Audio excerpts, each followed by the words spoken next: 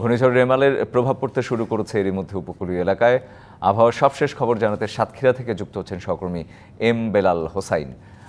বেলাল, এই মুহূর্তে বা সামনের কিছুক্ষণের জন্য, কয়েক ঘন্টার জন্য কর্মকর্তারা কি বলছেন, কি হতে পারে, কি হতে যাচ্ছে, এবং প্রস্তুতি, যেটি গুরুত্বপূর্ণ একটি বিষয়, প্রস্তুতি কি ধরনের নিয়েছে এই ঝড় মোকাবিলায়?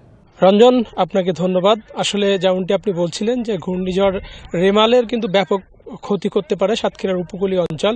ইতিমধ্যে আমরা খোঁজ নিয়ে জেনেছি সাতক্ষীরা জেলা প্রশাসনের আয়োজনে কিন্তু এই মহাদুর্যোগ মোকাবেলায় কিন্তু প্রস্তুতি সভা গ্রহণ করা হয়েছে। সাইকোরল শেল্টারগুলো কিন্তু প্রস্তুত রাখা হচ্ছে। পাশাপাশি দুর্যোগ মোকাবেলায় কিন্তু যে সিসি প্রতিনিধি রয়েছে, যারা উপকূলীয় স্বেচ্ছাসেবক, তাদেরকে নির্দেশনা দেওয়া হয়েছে যে সিগন্যাল পরিবর্তনের সাথে সাথে কিন্তু তারা এই উপকূলীয় অঞ্চলের মানুষগুলোকে সাইকোরল সেন্টারে আসার জন্য আহ্বান করবেন।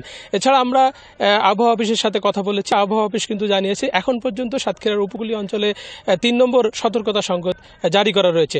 রাতে এই সতর্কতা সংকেতটা হয়তো বা আরও বাড়তে পারে বলে আমাদেরকে আবহাওয়া অফিস জানিয়েছে। আমরা উপকূলেও খবর নিয়েছি। উপকূলে আসলে ঘূর্ণিঝড়ের যে প্রভাব, সেটি এখন পর্যন্ত ওইভাবে আমাদের উপকূলে পড়েনি।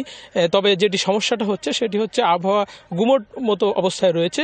প্রচণ্ড গরমে মানুষ কিন্তু হাঁপিয়ে উঠছেন। আসলে তাপ নেই, রৌদ্র উজ্জ্বল থাকছে, কিছুক্ষণ পর আর আবহাওয়ার পরিবর্তন হচ্ছে, মেঘাচ্ছন্ন থাকছে, কিন্তু আসলে যে বৃষ্টিপাত বা অন্যান্য যে পরিবর্তন হওয়ার কথা, সেই ধরনের পরিবর্তন কিন্তু আসলে নাই।